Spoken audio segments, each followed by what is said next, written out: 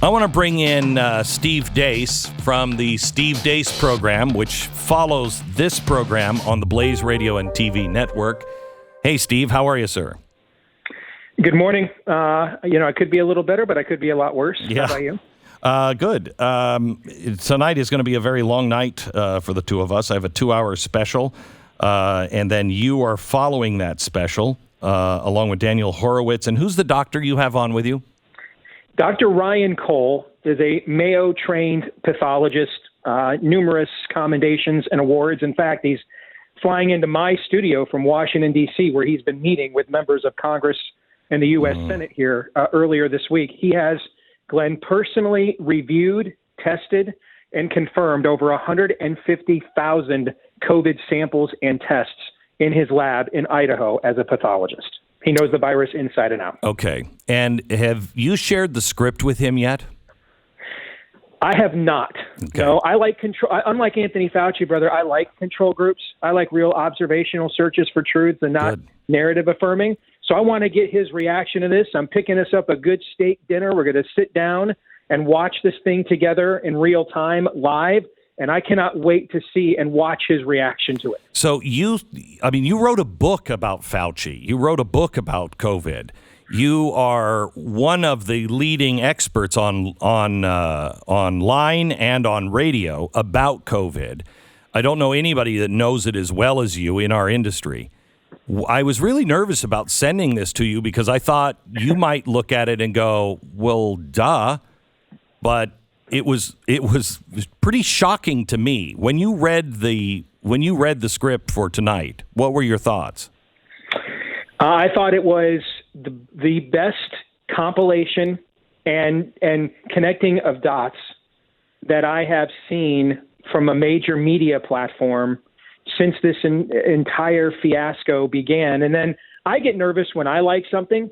So I sent it over to Daniel Horowitz because he's like the kid in the Life commercials when we were little. He didn't like anything. Yeah, right. God bless him. He's one of my best friends. So I'm like, if he likes it, then okay. So I get nervous because he usually tells me not to like things, and he's like, wow. Even he was like, this is very impressive. And I think with people who watch this tonight on Blaze TV, there's been, there was the phenomenal book that came out of Australia's media on what really happened in Wuhan. There's some great independent analysis from people like Ethical Skeptic and others on Twitter. But this is a Rosetta Stone that we're going to come out with here tonight that you and your team have put together. I don't want to spoil absolutely anything. I learned a couple things I didn't know, mainly because you guys applied some context to them that I had not previously seen applied. And I'm going to go back to the term I just used, Glenn. This is going to be a Rosetta Stone for deciphering and hopefully from here deconstructing what I like to call COVID Stan. Well, I will tell you that it is a lot of these facts have been heard, tossed around, or out, but not well known. But there is no one that puts it all together and ties it all. And once you have the context, you're like, wait a minute. That completely changes that fact now that I know this, and this. Exactly. And go ahead. The context of this is key. Because one of the things that happens when you face a moment like this in history, and you go to previous tipping points, and Glenn, you know history even better than I do. I mean, you're a collector of it. The people that were often living through those moments really had no idea the tipping point they were living through. The people, The Americans in the late 30s and 40s, when we put the oil embargo on Japan, when Japan invaded China, really didn't believe they were living through a tipping point moment until the morning they woke up at Pearl Harbor and the planes and the bombers arrived, right? Okay? And so a lot of times you don't recognize it, and I think a lot of it is, we're sons of Adam. We're kind of passive-aggressive when we face tipping point moments like he did in the garden. We've been doing that as a species for thousands of years since. And I think at first when you tried to connect these dots, people did not want to believe it, probably didn't want to believe things were this far gone, this well-coordinated, this well-crafted, that this is anywhere from something in a cosmic level event to a historic one that puts the future of Western civilization in peril. And I think now they're ready to hear this. I mean, when I came out with Fauci and Bargan in March, you still couldn't even post online on major social media platforms that you believe the virus was man-made in a Chinese lab without getting banned. That's how far the narrative has now you've got Vanity Fair, regime-approved media doing this kind of reporting. So I think the Overton window here has been, we've taken a crowbar to it, and I think now we're ready to let some fresh air in. And I think an audience that for a long time thought, all right, the lockdowns will save us. Okay, this one-shot jab will save us. The mask will save us. And now you're being told that who knows how many jabs you'll need, and maybe the masks need to come back even after you're jabbed. And now you've got Europe going back into lockdowns. I think people are now like, okay, all right, this has failed my personal lemon test. Tell me the truth. So the special is broken into three parts because there are three timelines that I think are really, really important. You have to know what was happening before we found out about COVID, and I mean years before. You have to then know what happened in the outbreak of the pandemic, and then you have to look at the part that is truly the cover-up, and that includes China, Fauci, and the United States. And science, and media. I mean, it's a dog pile at the end. Which of the timelines did you think was the most important?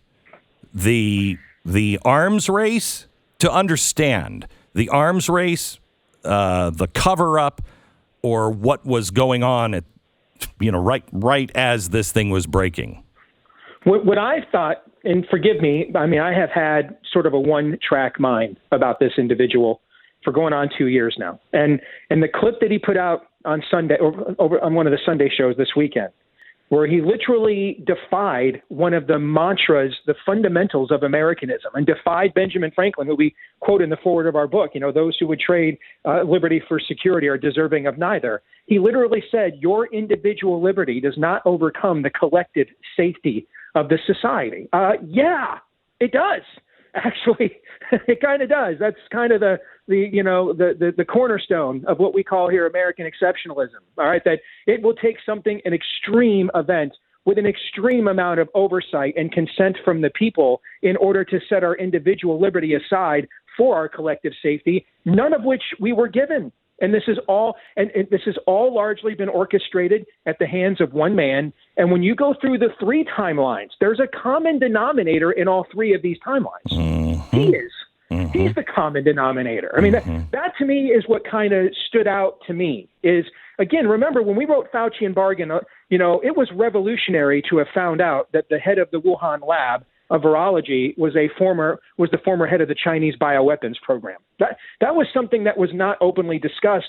And when we put it in our book, we made sure we had that thing quadruple fact checked before we put that in there. Okay.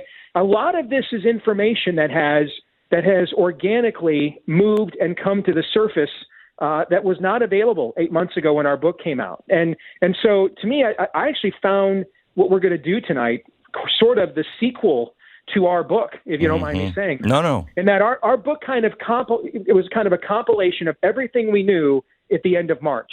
And now this is sort of, okay, here's now why these things happened and what we've learned since. And then finally, we have to connect the dots to see a narrative here. And the narrative here is that ultimately the fate of Western civilization hangs in the balance. And it's not one nation state from Moscow or Berlin attempting this. It is a cabal that is organized globally, largely outside the direct accountability and intervention of parochial, trite little things called elections. And they're going to impose this on us if we don't learn things like civil disobedience, mass resistance, and how about a just good old-fashioned, hell no. Steve, the one thing that I came away with, we went into a rehearsal yesterday, and I was kind of tweaking the script, et cetera, because one of the things I came away with was we haven't been involved in any of these deals. We haven't, without revealing anything, the contract on December 12th is shocking, at least to me. Mm-hmm. And we weren't informed of that before, during, or after. We weren't informed about the arms race. We weren't included in any of this. In fact, the president's own people, someone in his own cabinet, did not inform the president of the things that were going on. And they are life and death. And you're exactly right. End of the Western civilization if you don't kill the entire human population first. I just had Peter Navarro on my show about a week ago. And, for people that don't know, he was essentially Trump's China czar in his White House. Yep. And even though he talks like, a community college guy like me, this guy talks like a truck driver, which is hysterical. He does, but he's also got, degrees and combinations from Tufts and Harvard where less than, 0.5% can get into. Okay. Yeah, I know. And just to listen to him, because one of the things that when you do what you and I do for a living and you get to the level that we get to do it, you meet a lot of people that are in positions of influence and power, and you become friends with them. And I even though I started off as a Trump skeptic, I had several personal friends of mine working in that White House. And I just was flabbergasted last year asking myself, they can't possibly know less than me. Why are they making these kinds of decisions? And to listen to Peter Navarro talk about how he was trying to connect some of these dots to the president about what was really going on here, what had really been occurring in China, for how long it had been going on, what the true origin of the virus is, when did it really start, the fact that they invited all these countries to the military Olympic Games in Wuhan in the fall of 2019, knowing this virus was there. And it really put a human face on the fact that he is trying, even in the Trump White House, he's trying to pry open the Overton window even within that White House. Correct. And yet, who's the common denominator in that scenario as well? Fauci. Anthony Fauci. Yes. Yeah. He's the common obstacle in all of these. He is the stronghold standing in the way of truth on virtually every single front of this. Glenn, I think he's the most dissembling, duplicitous public figure in American history. I cannot come up with a close second. The amount of power he's been given, whether you breathe free air, whether your kids have a school and your business is open, and not a single vote was cast in order to grant it to him. He is, this is not the virus that you make a movie out of. It's really not. Nobody would be afraid. But he is the supervillain that you would include in a movie. You really would. People don't understand that, but what he advocates for, what he has done, and what he is doing now, he is a supervillain in any movie about a virus. Would you agree? I would completely agree. I don't know of another figure, certainly not in American history. Can you think of one? No. This is a Rasputin level of figure, except he's very sane. And has far more power when I mean the power behind the actual throne. I've just never seen anything like this. Frankly, it's a tumor that just metastasizes and you cannot irradiate it. We will see you tonight. We'll talk to you at the beginning of the special, a couple times in between, and then your full analysis of it, and you're taking questions from the audience. And yes, we will attempt to answer the questions Big Tech does not want us to give you the answers to. Or even ask. They don't even want you to ask.